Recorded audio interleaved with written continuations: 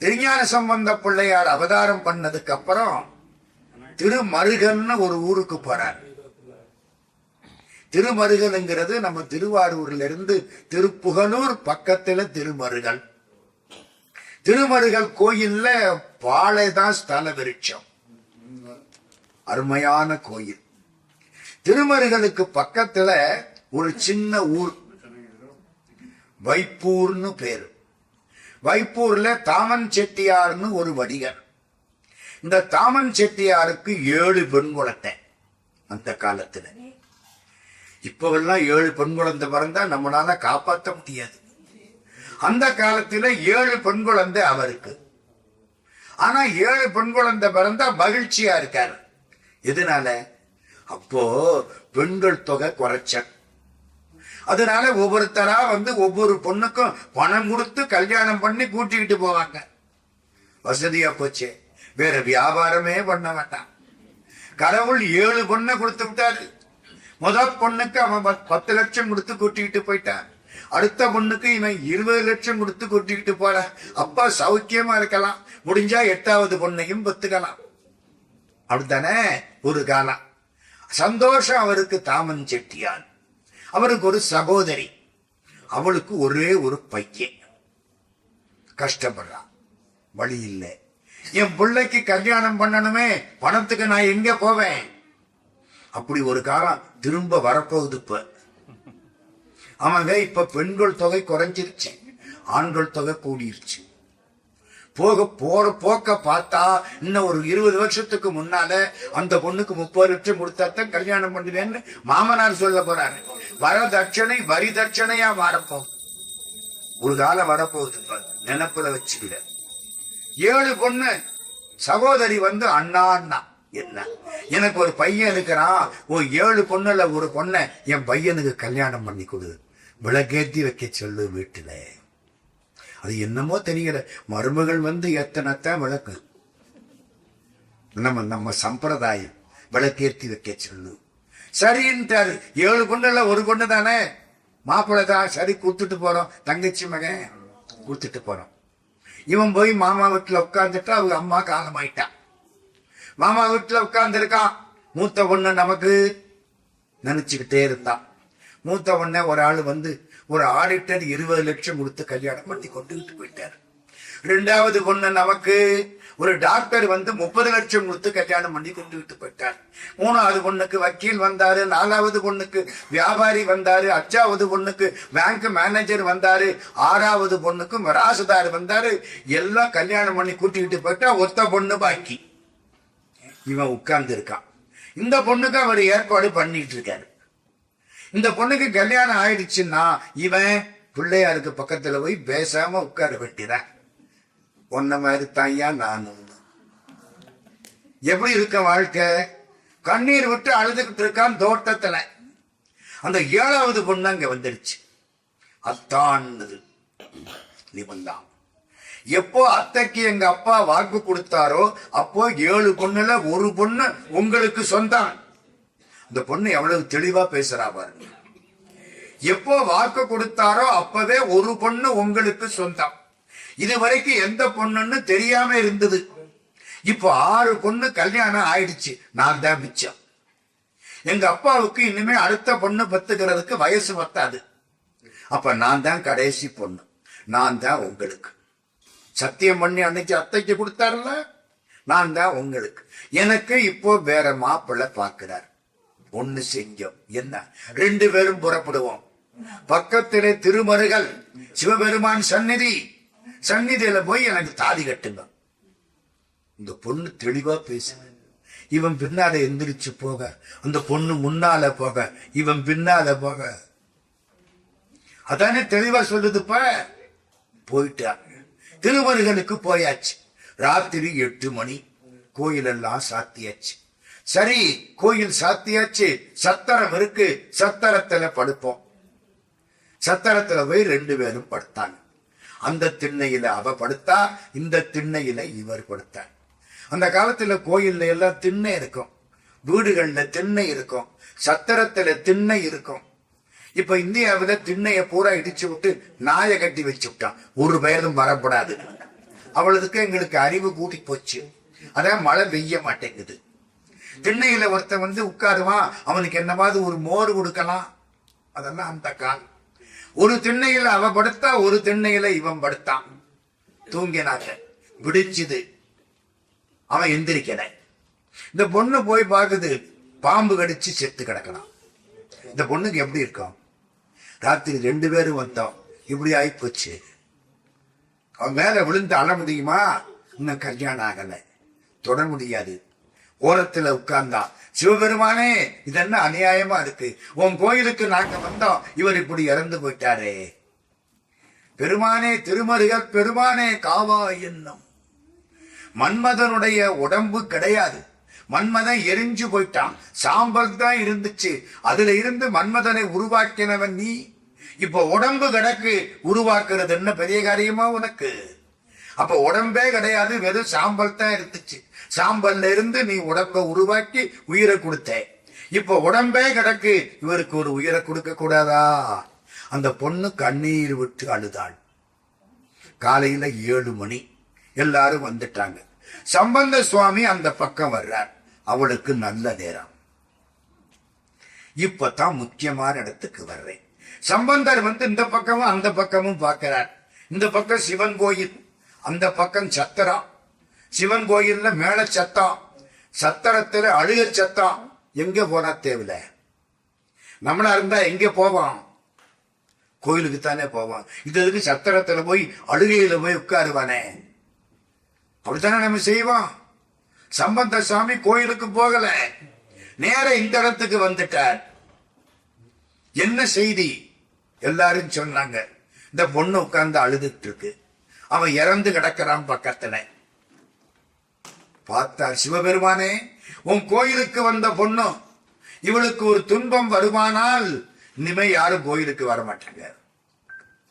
அற்புதமான ஒரு தேவாரம். திருஞான சம்பந்தர் பாட்டுக்கு திருக்கடைக்காப்புன்னு பேரு, அப்பர் சுவாமிகள் பாட்டுக்கு தேவாரம்னு பேரு, சுந்தரர் பாட்டுக்கு திருப்பாட்டுன்னு பேர். நம்ம எல்லாத்துக்கும் தேவாரம்னு மொத்தமா சொல்லிவிட்டோம். அது ஒரு காலம். ஏன் சொன்னேன் தெரியுமில்ல? முதல்ல ஆரம்பிச்சது திருநாவுக்கரசர் தான், அதனால தேவாரம்னு சொல்லி பழகிட்டோம். போனா போது. சடையாய் என்னுமால் சரணி என்னுமால், விடையாய் என்னுமால் வெறுவா விடுமால், மடையார் குவளை மலரும் மருகல் உடையாய் தகுமோ இவளும் மெலிவே.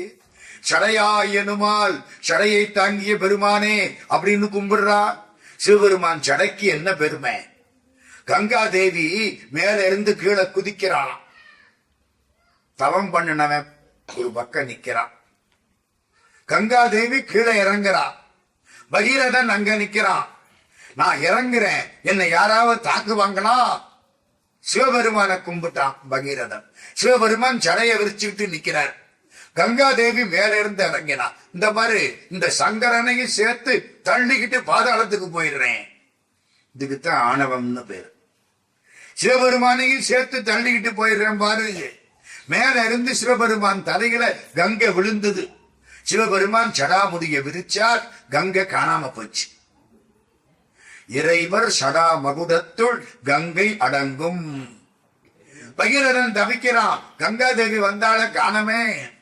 லேசா ஒரு முடியை எடுத்து விட்டாரா, அதுதான் இப்போ 2300 சொச்சம் கிலோமீட்டர் ஓடுற கங்கா நதி.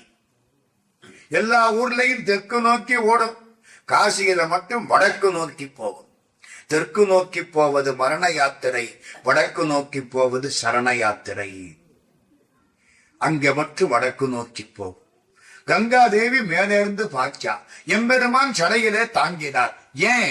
உலகம் அழியக்கூடாது என்று சடையை விரித்து தாங்கிய கருணை இன்னைக்கு இந்த ஒத்த பொண்ணுக்கு இல்லையா? உலகம் அழியக்கூடாதுன்னு தானையா நீ சடையை விரிச்ச? கங்கையினுடைய வேகத்தினாலே பூமி அழியக்கூடாதுன்னு சடையை விரிச்ச கருணை ஒரு பொண்ணு இப்போ பக்கத்தில் இருக்கிறவனை பறிகொடுத்து விட்டு தவிக்கிறதே, அப்பொழுது இந்த கருணை எங்கே போய்விட்டது? சடையாய் என்னுமால், சரணி என்னுமால், விடையாய் என்னுமால். நீ ரிஷப வாகனத்துல வர்றவன். விடை, விடைனா என்ன? காலமாடு. அறம், தர்மம், தர்மம் கிடையாது அந்த பொண்ணுக்கு. சடையாய் என்னுமால், சரணி என்னுமால், விடையாய் என்னுமால், வெறுவா விழுவால், மடையார் குவளை மலரும் மருகல். குவளப்பூ, குவளப்பூ கண்ணு மாதிரி இருக்கும். ஆண் பெண்களுடைய கண்ணு குவளை மாதிரி இருக்கும். பைங்குவளை கால் மலரால், செங்கமலப்பை போதால். திருவம்பாவை. குவளை கண்ணி கூரன் காண்க, அவளுந்தானும் உடனே காண்க. திருவாசகம். குவளை கண் மாதிரி இருக்கும்.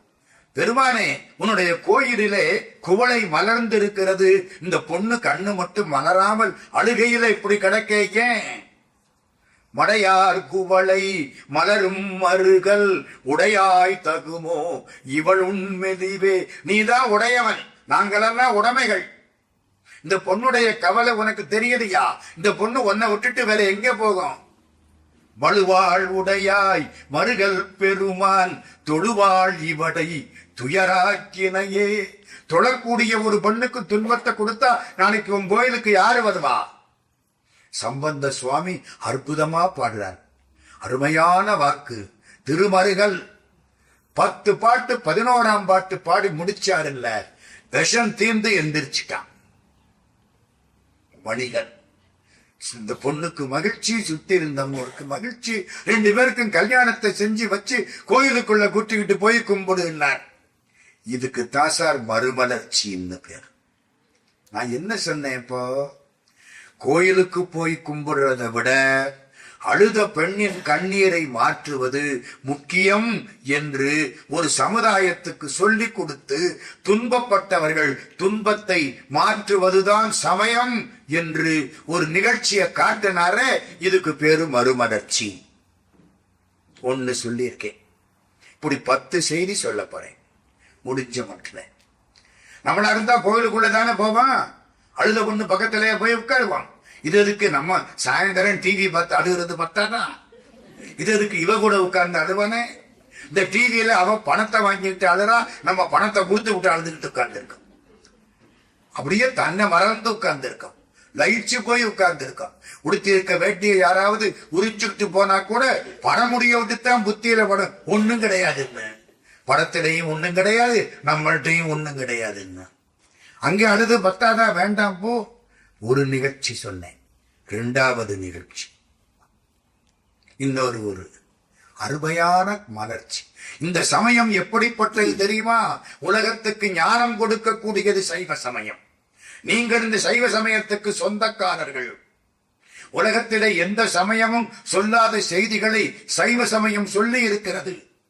ஞானிகள் பல பேர் சேர்ந்து உருவாக்கியது சைவ சமயம்.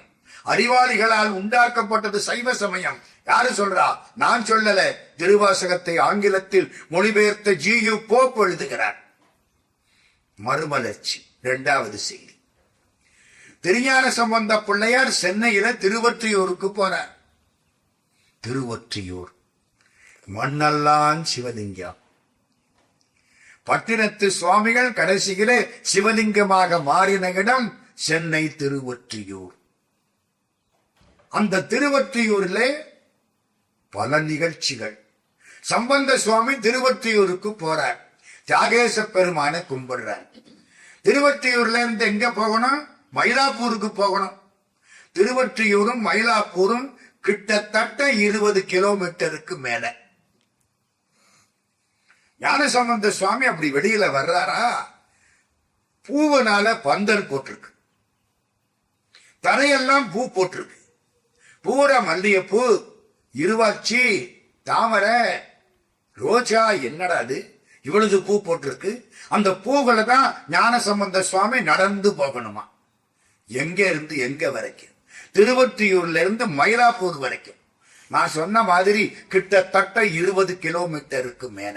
வழியெல்லாம் பூ பந்தல், வழியெல்லாம் தெருவில் பூ. சம்பந்த சுவாமி பாதம் நோகப்படாதான். கடவுள் நம்ம மரக்கல்லுல கால் வச்சா அவர் கால் வலிக்குமா இல்லையா? ஏன் நம்ம மனசு கல்லாவில்ல போச்சு? திணியானவனோ சிலை மீதுனதாள் அணியார் அரவிந்தம் அருங்குமதோ கந்தர் அனுபூதி. இந்த மலைக்கல்லுல உன் அரவிந்த பாதம் பட்டா வலிக்குமே. ஞானசம்பந்தருக்கு முருகப்பெருமானுடைய அம்சம் பெற்றவர்னு ஒரு ஒரு பேர் உண்டு. முருகனுடைய அம்சம் அவதாரம் கிடையாது. முருகனுக்கு சிவபெருமானுக்கு அவதாரம் கிடையாது. பிறவாயாக்கை பெரியோன். முருகனுடைய அம்சம் பெற்றவர் ஞானசம்பந்தர் அப்படின்னு அருணகிரிநாத சுவாமி பாடுறார். மாள அன்று அமன் நீசர்கள் கழுவேற வாதில் வென்ற சிகாமணி மயில் வீரா காலகண்டன் உமாபதி தருபாலா காசி கங்கையில் மேவிய பெருமானே. திருஞான சம்பந்தர் யாரு? முருகப்பெருமானுடைய அம்சம் பெற்றவர். கால் நோகக்கூடாதே, வழியெல்லாம் பூ யாரு போட்டா தெரியல. மயிலாப்பூருக்கு வந்துட்டார் திருஞான சம்பந்தர். அவர் கூட எப்பவுமே ஒரு 50-60 ஆட்கள் வருவார்கள். பல்லக்கு பரிவாரம், அது ராஜாவுக்கு புள்ள, சிவபெருமானுக்கு புள்ள. அதனால அதுக்கு அவ்வளவு மரியாதை அந்த பிள்ளைக்கு. மயிலாப்பூருக்கு வந்துட்டாரா, மயிலாப்பூர் பக்கத்துல வந்து நிற்கிறார். இப்ப உள்ள மயிலாப்பூர் கோயில் இல்லை, சாந்தோம் சர்ச்சு, அதுதான் பழைய மயிலாப்பூர் கோயில்.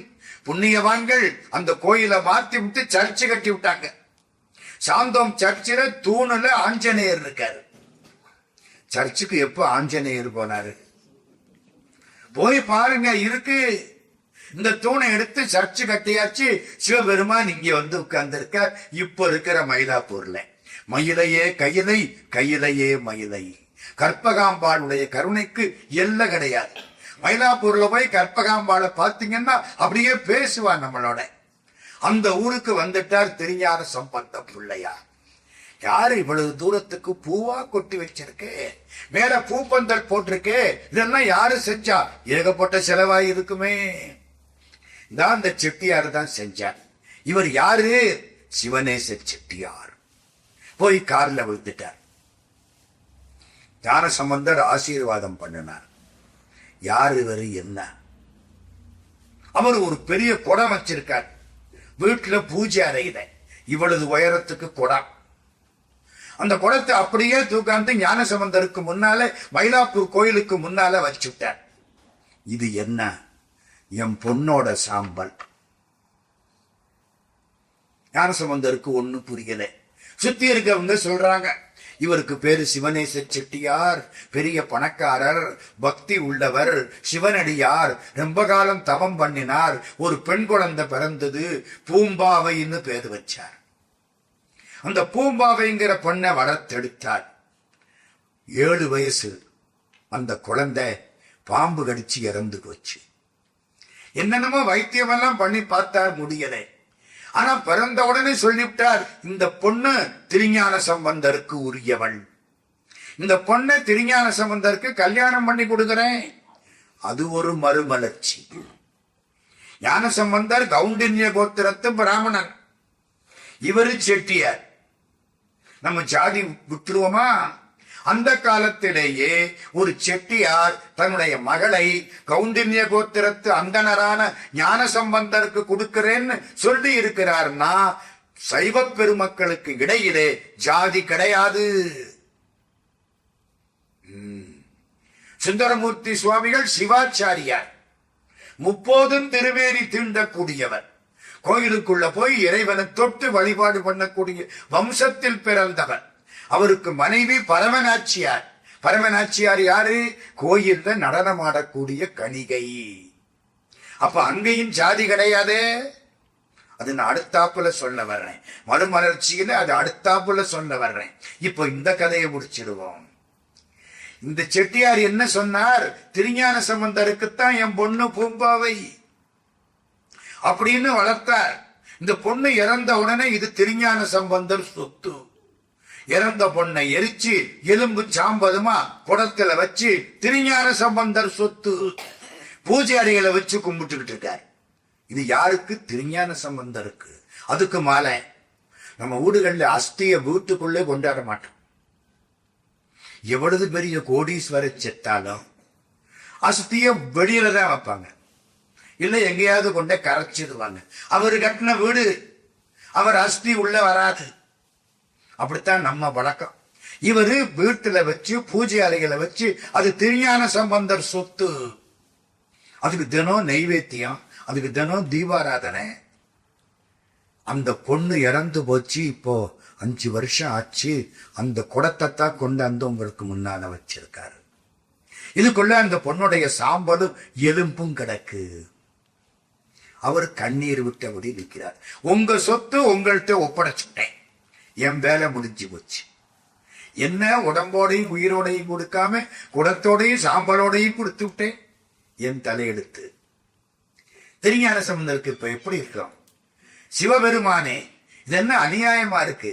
ஒரு மனுஷன் இந்த மாதிரி இவ்வளவு காலம் உனக்கு தவம் செய்யக்கூடியவர், உன்னை வழிபடக்கூடியவர், பரம பக்தர், திருத்தொண்டர், இப்படி கஷ்டப்படலாமா? மட்டிட்ட புன்னையங்கானல் மடமயிலை கட்டிட்டம் கொண்டான் கபாலி சரமமர்ந்தான் ஒட்டிட்ட பண்பின் உருத்திர பல்கணத்தார்க்கு அட்டிட்டல் காணாதே போதியோ பூம்பாவாய். பூம்பாவாய் ஒரு பொண்ணு பேரை வச்சு பாடின பாட்டு இது. இது பூரத்திலையும் பூம்பாவைன்னு அவ பேரு வரும். கடவுளம்பாடிய திருஞான சம்பந்தர் மங்கையர்க்கரசிங்கிற ஒரு பொண்ணை மதுரையில பின்னால பாட போறார். இப்போ இந்த பொண்ணை பாடுறார். இந்த பாட்டுக்கு பூம்பாவை பாட்டுன்னு பேரு. என்ன கேட்டார் தெரியுமா? உங்க அப்பா எல்லா அடியார்களுக்கும் சாப்பாடு போடுவாரு, அதை பார்க்காம போறியே போகலாமா? அட்டிட்டல்னா சோறு போடுறது. மட்டிட்ட புன்னையங்கானல், புன்னை மரம், மடமயிலை கட்டிட்டம் கொண்டான். கட்டிடம் என்பது கட்டிட்டம்னு வரும். கட்டிடங்கள் நிறைய உள்ள பகுதி. கட்டிட்டம் கொண்டான் கபாலி சரமமர்ந்தான் ஒட்டிட்ட பண்பின் உருத்திர பல் கணத்தார்க்கு அட்டிட்டல் காணாதே போதியோ பூம்பாவாய். அடியார்களுக்கெல்லாம் உங்க அப்பா சாப்பாடு போடுவாரு, அதை பார்க்காம இறந்து போயிட்டியா? மைப்பூசு முன்கண் மணநல்லார் மாமயிலை கைப்பூசு நீற்றான் கபாலீச்சரம் அமர்ந்தான் நெய்ப்பூசு முன்பொழுக்க நேரிழையார் கொண்டாடும் தைப்பூசங்காணாதே போதியோ பூம்பாவாய். பெண்கள் எல்லாம் கூடி விளக்கேத்துவாங்களே, அந்த தைப்பூசத்தை இந்த கோயில்ல பார்க்காம நீ போகலாமா? கார்த்திகை விளக்கீடு காணாதே போதியோ பூம்பாவாய். நமக்கு தீபாவளி கிடையாது, நமக்கு கார்த்திகை. தீபாவளி பின்னால வந்தது. கார்த்திகை அன்னைக்குத்தான் தீப ஆவடி. தீப வரிசை வச்சு கும்பிடுறது எப்போ? கார்த்திகை மாசம், கார்த்திகை நட்சத்திரம். நமக்கு வழிபாடு அப்படி. அதனாலே கார்த்திகை விளக்கீடு காணாதே போதியோ பூம்பாவாய். மாசி கடலாட்டு காணாதே போதியோ பூம்பாவாய். மாசி மாதம் பெருமான் கடல்ல போய் தீர்த்தம் கொடுப்பாரே, அதை பார்க்காம போறியா? பெருஞ்சாந்தி காணாதே போதியோ பூம்பாவாய். பெருஞ்சாந்தின்னா குடநீராட்டு, கும்பாபிஷேகம்னு ஒரு அர்த்தம், பவித்திர உற்சவம்னு ஒரு அர்த்தம். அதெல்லாம் கோயில்ல நடக்குமே, அதையெல்லாம் பார்க்காம போயிட்டியா? கோயில்ல உள்ள திருவிழாக்களை பூரா பட்டியல் போட்டு சம்பந்த சுவாமி பாடிட்டே இருக்கார். 5 பாட்டு, 6 பாட்டு, 7, 8 உள்ளுக்க எல்லாம் சேர்ந்துட்டு இருக்கு. எலும்பெல்லாம் சேருது, சாம்பல் சேருது, தசை உண்டாகுது, நரம்பு எல்லாம் உள்ள உண்டாகிட்டு இருக்கு. தோளால் சுவர் வைத்து 4 காலில் சுமத்தி 2 காலால் எழுப்பி வளைமுது கோட்டி கை நாற்றி நரம்பால் ஆக்கை இட்டு தசை கொண்டு மேய்ந்த உடம்பு உள்ள உண்டாகிட்டே இருக்கு. எலும்புல இருந்து, சாம்பல்ல இருந்து. 10வது பாட்டு முடிச்சாரா, கொடை உடைஞ்சுது. அந்த பொண்ணு 5 வருஷத்து வளர்ச்சியோட வந்து நிக்கிறான். 7 வயசுல பாம்பு கடிச்சா இப்ப 12 வயசு. 5 வருஷமா சாம்பல் தானே இருந்துச்சு. 12 வயசு பொண்ணு கம்பீரமா வந்து நிக்கிறான். கடைசி எல்லாரும் ஆச்சரியப்பட்டார்கள். சம்பந்த சுவாமி ஆசீர்வாதம் பண்றார். அருமையான காட்சி. அது என்ன 10வது பாட்டுல கொடை உடைஞ்சுது? ஏன் ஒரு 8வது பாட்டுல உடையப்படாதா? இல்ல 11வது பாட்டுல திருக்கடை காப்பு முடிச்சதுக்கு அப்புறம் உடையப்படாதா? ஏன்? இந்த வயிற்றுல 10 மாசம் தானே இருக்கா, அதுக்கு அடையாளம். 10வது பாட்டுல கொடை உடைஞ்சுது. வெளியில வந்தாச்சு, ஆசீர்வாதம் பண்ணினார். இப்ப பக்கத்துல நிக்கிறார் அவங்க அப்பா. எப்படி இருக்கு அவருக்கு? 5 வருஷத்துக்கு அப்புறம் திருஞான சம்பந்த பெருமானுடைய புண்ணியத்தினாலே என் பொண்ணு வளர்ச்சியோட வந்து நிக்கிறான். அந்த காலத்துல 12 வயசுல கல்யாணம் பண்ணுறது பழைய காலத்து பழக்கம். ராவனுக்கு கல்யாணம் ஆகுற போது 12 வயசா பழைய பழக்கம். 12 வயசுல கல்யாணம் பண்ணி விடுவாங்க. ஒரு ஊர்ல இதை சொன்னேன். ஒரு பையன் என் பின்னாலே வந்துட்டேன். சார் நானந்தி இதை சொல்லுவீங்களா? ஏண்டா? சொல்லுங்க சார். ஏன்? எங்க அப்பா ஒருத்தன் இருக்கேன், எனக்கு 24 வயசாச்சு, இது வரைக்கும் 2 தடவை கல்யாணம் பண்ணியிருக்கணும். நீங்க என்னமோ ராமனுக்கு 12 வயசுல கல்யாணம் தெரியுங்க, எனக்கு 24 ஆச்சு, கண்டுக்கவே மாட்டேங்கிறேன். அது மாதிரி 12 வயசு இந்த பொண்ணு, 12 வயசு பருவ பொண்ணு கம்பீரமா நிக்குது. உங்க அப்பா என்ன சொன்னார்? ஞானசம்பந்த பிள்ளையார கும்பிட்டார், உங்களுக்குன்னு வச்ச பொண்ணு, கல்யாணம் பண்ணிக்கிடுங்க. இந்த காலத்து சாமியாரா இருந்தா என்ன செய்வாரு? செட்டியார் வசதியான ஆளு, திருவொற்றியூர்ல இருந்து மயிலாப்பூர் வரைக்கும் பூப்பந்தல் போடுற அளவுக்கு காசு உள்ளவரு, விட்டுறலாமா? சரின்னு கல்யாணம் பண்ணி கூட்டிட்டு போயிடுவாரு. ஞானசம்பந்தர் என்ன தெரியுமா சொன்னார்? அதுதான் மறுமலர்ச்சி. நீங்க பெத்த பொண்ணு இறந்து போயிட்டா, இது என் பொண்ணு, இது என்னுடைய மகள், ஆசீர்வாதம். எங்க போயிட்டார் பாத்தீங்களா? இது நான் பெத்த பொண்ணு, நான் தானே உயிர் கொடுத்தேன். she is my daughter, not my wife. Vivekananda சுவாமி அமெரிக்காவுக்கு போனாரு 1893. விவேகானந்த சுவாமியை அமெரிக்காவுக்கு அனுப்பிச்சவர் அழகிய சிங்கம் ஐயங்கார்னு ஒருத்தர். சென்னையில இருந்தவர் அழகிய சிங்கம் ஐயங்கார், சுருக்கமா அலசிங்கம் ஐயங்கார்னு சொல்லுவாங்க. எல்லா பையன்கள்ட்டையும் 50 பைசா வாங்கினாராம். 1500 பையன்கள்ட்ட 750 ரூபா வாங்கினாராம். ராமநாதபுரம் மகாராஜா பாஸ்கர சேதுபதிட்டு 500 ரூபா வாங்கினாராம். அப்போ 500 ரூபா ரொம்ப பெருசு. 1893 எல்லாம் வாங்கி 1250 ரூபா சேர்த்து அமெரிக்காவுக்கு விவேகானந்தர் ஆரம்பிச்சுட்டார். 1893 மார்ச் மாசம் சர்வ மத மகாநாடு. இவர் அங்க போனாரா, மகாநாட்டை ஒத்தி வச்சுட்டாங்க. வழி இல்லை, எங்கேயாவது உட்காரணும், கையில காசு இல்ல, சுத்தமான சந்நியாசம். சந்நியாசம்னா என்னங்கிறீங்க? அடுத்த வேளை சோத்தை பத்தி கவலைப்படப்படாது. கிடைச்சா சோறு, கிடைக்கலன்னா ஏகாதசி விரதம். அப்படி பார்த்தா நம்ம ஊர்ல ஒருத்தன் கூட சன்னியாசி இல்லை. ஆமாங்க, கையில திருவோடு வச்சிருந்தா கூட சன்னியாசி இல்லை. பத்திரகிரியார் கையில வச்சிருந்த திருவோடு ஒரு நாய் மேல போட்டு உடைக்கப்பட்டது. விவேகானந்தர் அப்படியே சன்னியாசியா நிக்கிறார்.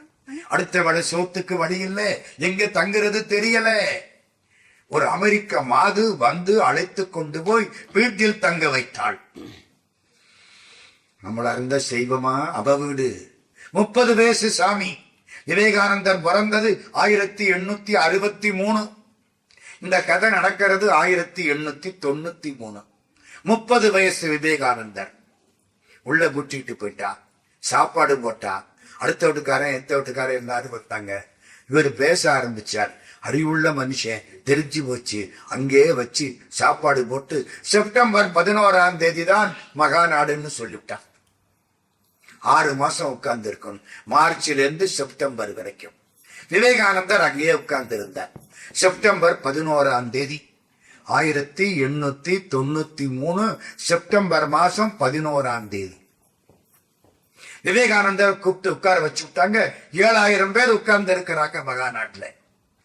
எல்லாம் கிறிஸ்தவ பெருமக்கள், கொஞ்சம் பேர் இஸ்லாமியர்கள். இந்து மதத்தின் சார்பில் ஒரே ஒரு சாமியாரு, அவரு தெரியாம அங்க போய் மாட்டிக்கிட்டவர். அவருக்கு அழைப்பெல்லாம் கிடையாது. அவரு போய் உட்கார்ந்து இருக்க.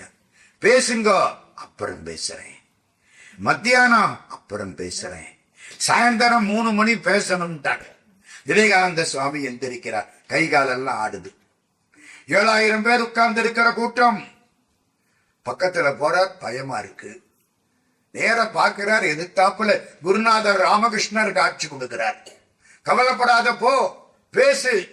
நான் மூலமூர்த்தி, நீ உற்சவமூர்த்தி. மூலமூர்த்தி அசையக்கூடாது, உற்சவமூர்த்தி அசையாமல் இருக்கக்கூடாது. பேசு. 1000 யான பலம் வந்துருச்சு விவேகானந்த சுவாமிக்கு. போனார், எல்லாரையும் பார்த்தார், 7 வார்த்தை சொன்னார். 7,000 பேர் எந்திரிச்சு நின்று கையை தட்டினாங்க. இதுவரைக்கும் யாருக்கு அப்படி கையை தட்டல. சொன்னது 7 வார்த்தை. ஒரு வார்த்தைக்கு 1000 பேர் எந்திரிச்சிருக்கேன் பார்த்தீங்களா? 7 வார்த்தைக்கு 7,000 பேர் எந்திரிச்சு நின்று கையை தட்டின. சாமி என்ன சொன்னார் அப்படி ஆங்கிலத்தில்? My dear sisters and brothers of America. 7 வார்த்தை. என் அன்புக்குரிய அமெரிக்க சகோதரிகளே சகோதரர்களே. ஏன் கையை தட்டினாங்க? இதுவரைக்கும் சொன்னவன் பூரா லேடிஸ் அண்ட் ஜென்டில்மென் சொன்னான். சீமாட்டிகளே சீமான்களே. இந்த இந்து சாமியார் ஒருத்தர் தான் இப்ப சகோதரிகளே சகோதரர்களேங்கிறார். உலக மக்களை எல்லாம் சகோதரனாகவும் சகோதரியாகவும் கருதக்கூடிய ஒரே மதம் இந்து மதம் என்பதை இந்த 30 வயசு சாமியார் 7 வார்த்தைகளில் காட்டி விட்டார். எல்லாம் கையை தட்டிட்டார். அன்னைக்கு ஹீரோ யாரு? நம்ம விவேகானந்தர். 4 நிமிஷம் பேசி ஒரு கதையை சொன்னார். திரும்ப எந்திரிச்சு கையை தட்டி விட்டாங்க. எல்லாம் முடிஞ்சது. சாயந்தரம் 6 மணி. பேச வேண்டிய ஒருத்தர் வரல. சாமி நீங்க பேசுங்க, உங்களுக்கு தான் ஆதரவு அதிகமா இருக்கு. திரும்ப ஒரு சான்ஸ். அருமையா பேசிட்டான். ராத்திரி முடிஞ்சது. மறுநாள் காலையில வர்றார். ஒரு அமெரிக்க பொண்ணு எதிர்த்தாப்புல வர்றான். அழகான ஆளு, 30 வயசு, அறிவு வேற இருக்கு. விட்டுறலாம் வந்தால இவனை வளைச்சு போட்டு கல்யாணம் பண்ணிவிடான். அந்த பொண்ணு அறிவும் அழகும் பெரும்பகுதி சேராதான். பெர்னாட் ஷா பார்க்கறதுக்கு ரொம்ப சுமாரா இருப்பாராம், ஆனா அறிவாளி. ஒரு அழகான பொண்ணு அவர்கிட்ட வந்தா, ஐயா நீங்க பேர் அறிஞர், நான் பேர் அழகி. 2 பேரும் கல்யாணம் பண்ணிக்கிட்டு உங்களுடைய அறிவுக்கும் என்னுடைய அழகுக்கும் ஒரு பிள்ளை பிறந்தா எப்படி இருக்கும்? அவர் பெர்னாட் ஷா சிரிச்சாரு. அப்படி பிறந்தா நல்லா தான் இருக்கும். உன்னுடைய அறிவுக்கும் என்னுடைய அழகுக்கும் ஒரு புள்ள பிறந்தா அது பசிபிக் சமுத்திரத்துல தள்ளுறதா இல்ல அட்லாண்டிக்ல தள்ளுறதா? அப்படியும் பிறக்கலாம் தானே, வாய்ப்பு இருக்குல்ல. அவளுக்கு ஒரு ஆசை, இந்த சாமியை வளைச்சு போட்டு இவர் மாதிரி ஒரு பையனை பெற்றுக்கிட்டனா. விட்டுறப்படாது. அறிவும் அழகும் உள்ளவர். பக்கத்துல வந்தா மரியாதையா அழகா நாகரீகமா சொன்னா. அவளை பாராட்டணும். ஐ லவ் யூன்னு சொல்லல, தெளிவா சொன்னா. Swamiji what you want? I want to have a son like you. உன்னை போலே ஒரு மகனை பெற்றுக்கொள்ள நான் விரும்புகிறேன். நம்ம சாமியாரா இருந்தா வெள்ளக்காரி கூப்பிடுறான்னு பின்னாலே போயிருப்பாரு. கூப்பிடுற அமெரிக்காரியில விட்டுலாமா? I want to have a son like you. உங்களை போலே ஒரு மகனை பெற்றுக்கொள்ள நான் விரும்புகிறேன். சாமி கம்பீரமா திரும்பினார். You want to have a son like me? Why? I am your son my dear mother. என்ன மாதிரி என்ன புள்ள, நானே உனக்கு புள்ள. அம்மா நானே உனக்கு பிள்ளை. எங்க போயிட்டார் பார்த்தீங்களா? அவ சொன்னாலாம் திஸ் இஸ் இந்தியான்னாலாம். அது என்ன? இந்தியாவுக்கு அமெரிக்காவுக்கு என்ன வித்தியாசம்? இந்தியாவில பெண்டாட்டியை தவிர மற்ற பெண்கள் எல்லாம் தாய்மார்கள், தாய்க்கு சமானம். அமெரிக்காவிலே தாயை தவிர வேண்டாம், கோயில் சொல்ல வேண்டாம். நீங்க அறிவாளிகள், உங்களுக்கு நல்லா புரிஞ்சுதான். This is இந்தியான்னாலாம். இந்த கதை எதுக்கு சார் ஞான சம்பந்தத்தை கொண்டாந்து சேர்க்கிறீங்க? அங்க அப்ப நடந்தது, இங்க இப்ப நடந்தது. இந்த பொண்ணை கல்யாணம் பண்ணி கேட்டு சொன்ன உடனே சம்பந்த சுவாமி என்ன சொன்னார் தெரியுமா? இது என்னுடைய மகள். அந்த பொண்ணு காலில் விழுந்து கும்பிட்டுது, ஆசீர்வாதம் பண்ணிட்டு போயிட்டார். இவரையே நினைச்சு அந்த பொண்ணு ஆண்டவன் திருவடியை அடைந்து விட்டார். 2வது செய்தி இது. என்னால் உருவாக்கப்பட்ட பிரம்மா ஒரு பொண்ணை படைச்சாராம். வடநாட்டுல ஒரு கதை மறந்துடாதீங்க. அந்த பொண்ணுக்கு பேரு தெரியுமா? திலோத்தமைன்னு பேரா. திலம்னா எள்ளு. எள்ளளவு கூட உத்தமம் இல்லாத பாகம் அவ உடம்புல கிடையாதாம். எல்லாம் பார்த்து பார்த்து பார்த்து கை இப்படி இருக்கணும், மூக்கு இப்படி இருக்கணும், கண்ணு இப்படி இருக்கணும், கால் இப்படி இருக்கணும், வயிறு இப்படி இருக்கணும்னு கண்டுபிடிச்சு படைச்சாராம். யாரு? பிரம்மா. தில அளவு கூட உத்தமம் இல்லாதது கிடையாதான், திலோத்தமா. பொண்ணு அழகா நின்ன உடனே இவருக்கே ஆசை வந்துருச்சு. இப்படி ஒரு பொண்ணான்னு பக்கத்துல வந்தாராம். அவ பயந்து ஓட ஆரம்பிச்சாராம். இவர் துரத்த ஆரம்பிச்சாராம். சிவபெருமான் சந்நிதியில போய் விழுத்துட்டாராம். சிவபெருமான் பார்த்தாராம், அடப்பாவி, நீ என்னையா பண்ற? நீ படைச்ச பொண்ணு, உன் மகனுக்கு சமானம், செய்யாத போன்னு தடுத்து நிறுத்தி அனுப்பிச்சாராம். இப்படி கதை அங்கே. சிவகவிமணி சி கே சுப்பிரமணிய முதலியார் பெரிய புராணத்துக்கு உரை எழுதுகிற பொழுது இந்த செய்தியை குறிப்பிடுகிறார். ஞானசம்பந்த சாமி என்ன சொன்னார்?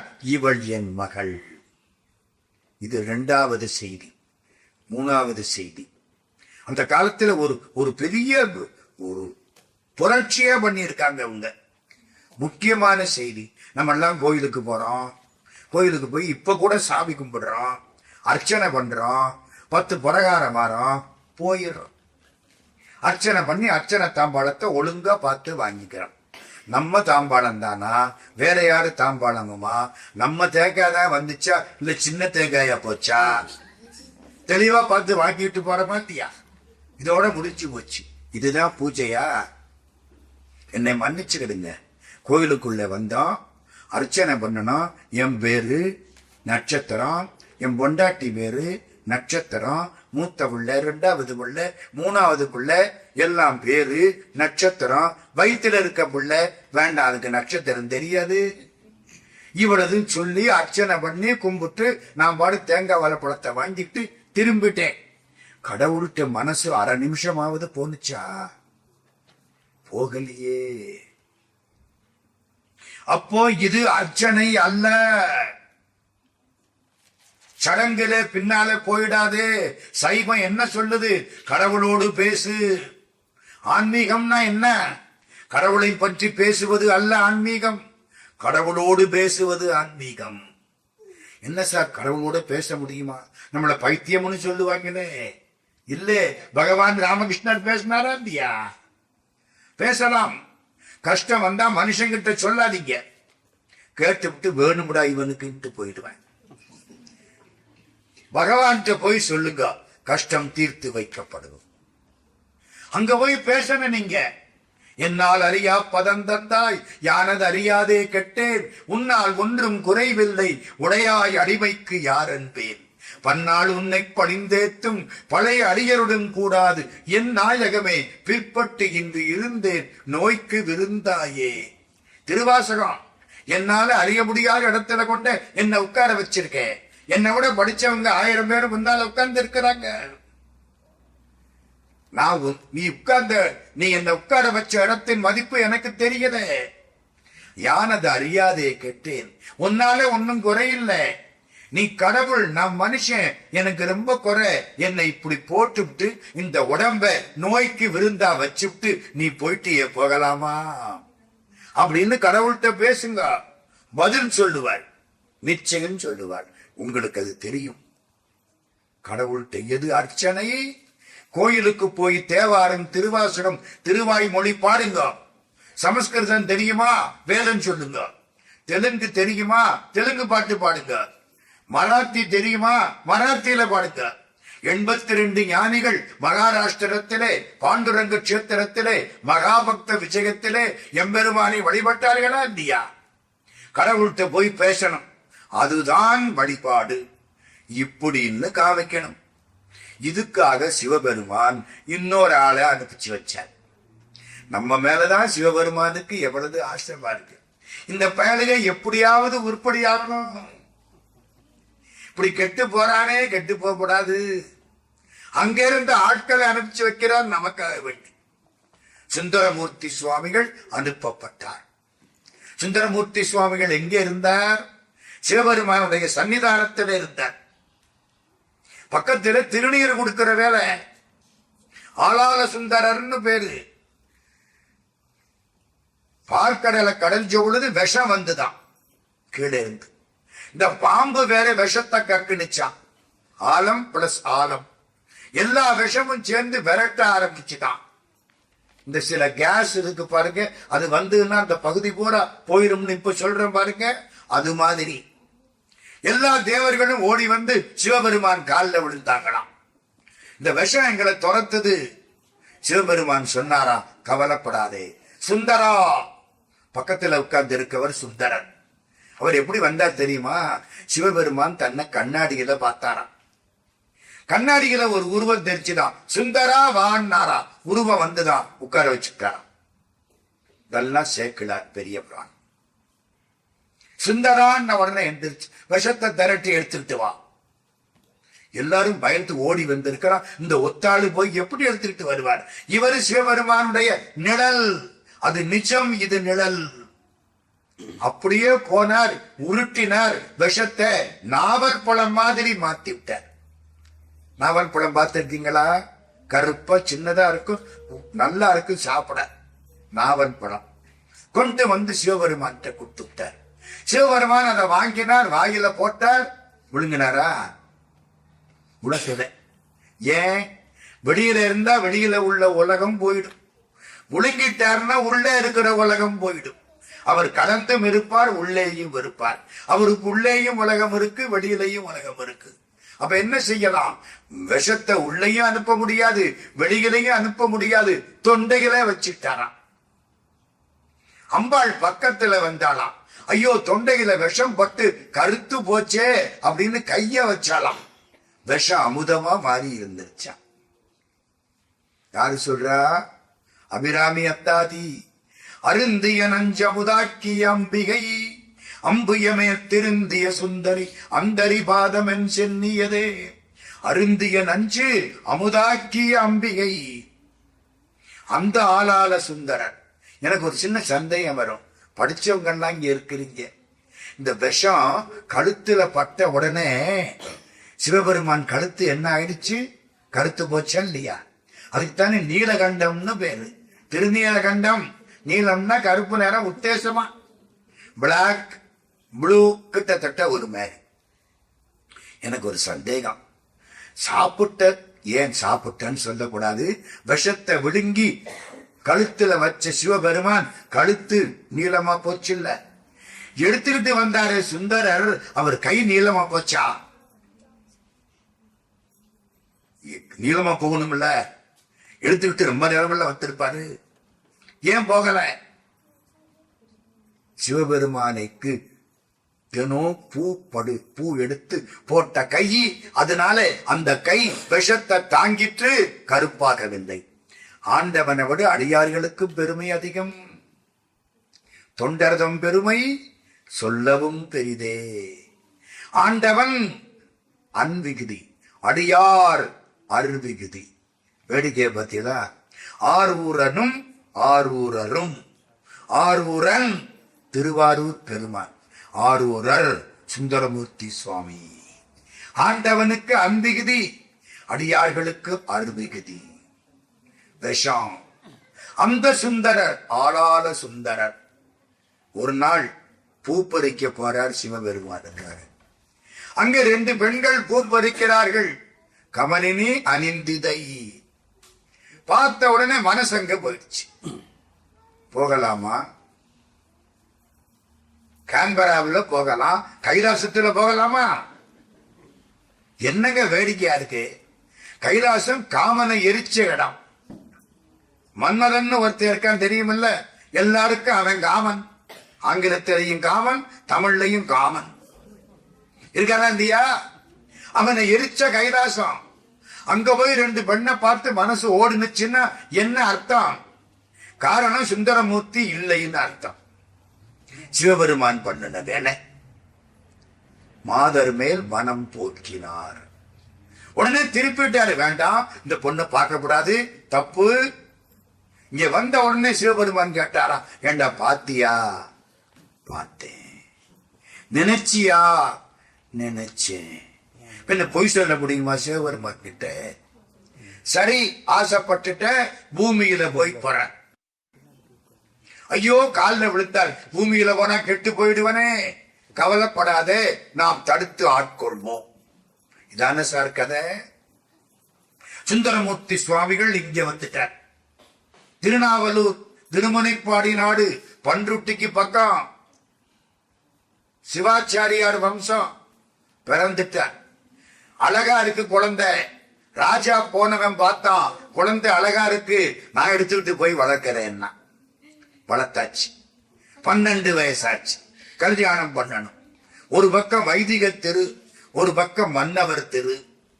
கல்யாணத்துக்கு ஏற்பாடு. புத்தூர் சடங்கவி சிவாச்சாரியார் பொண்ணு.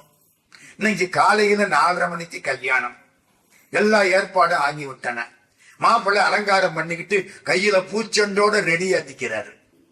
இந்த 4 பார்த்திருக்கீங்கல்ல, 4 என்ன அடையாளம்? சம்பந்த சுவாமிக்கு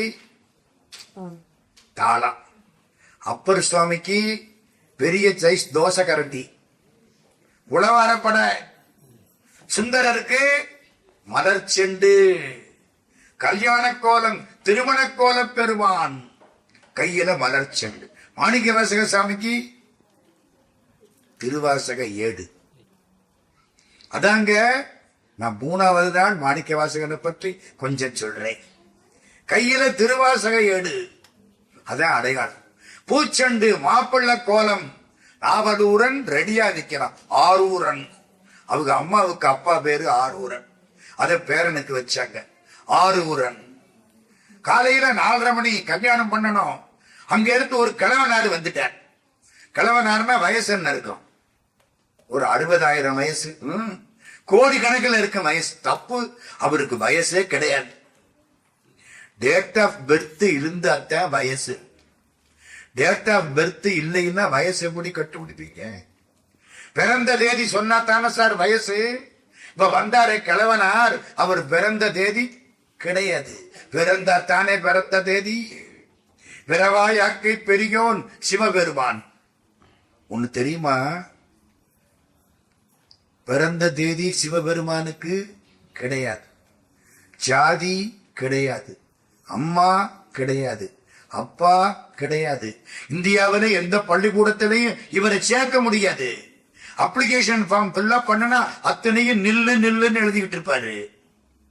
சேர்க்க முடியுமா? அதனாலதான் அவர் ஒரு பள்ளிக்கூடத்தை வச்சு 4 பேரை கீழே உட்கார வச்சு ஞானம் சொல்ல ஆரம்பிச்சிட்டார் தட்சிணாமூர்த்தியாக. கிழவனார் அங்கிருந்து வாரார். சேக்கிழார் பாடுவார், மொய்த்து வளர் பேரழகு மூத்த வடிவேயோ அத்தகைய மூப்பெனும் அதன் படிவமேயோ. அழகு மூப்பா இருக்க போது அழகா இருக்குமா, இளமையா இருக்க போது அழகா இருக்குமா? மகாத்மா காந்தி எப்போ அழகா இருந்தாரு? கோட்டு சூட்டும் போட்டு இங்கிலாந்துல இருந்து வந்தவதா பொக்கவாய் கிழவனா இருந்த பொழுதுதான் அழகா இருந்தாரு. சரிதானா? அதுக்காக கிழவனார்களுக்காக இந்த ஆடு பேசுறாருன்னு நினைச்சிடாதீங்க. கிருபானந்த வாரியார் சாமி ஒரு முறை பேசினார், டேய் அப்பா தாண்டா அழகு, அதை விட தாத்தா தாண்டா அழகு.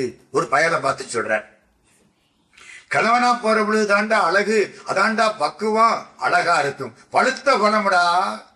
இந்த பையன் மெதுவா எந்திரிச்சேன், ஐயா என்னடா, எங்க தாத்தா ஒருத்தர் இருக்காரு, முகத்துல அப்பளத்தை போட்டா பொறிச்சிரும், புண்ணியவன் சிரிக்கவே மாட்டாரு. அப்படி ஒருத்தர், நீங்க என்னமோ பழுத்த பழம்ங்கிறீங்க. டேய் அது பழுத்த பழம் இல்லடா, வெம்பி போன பழம். சில பழம் அப்படியே வெம்பி போயிடும், சிரிக்கவே மாட்டான் புண்ணியவன். எது அழகா இருக்கும்? வயசான பொழுது.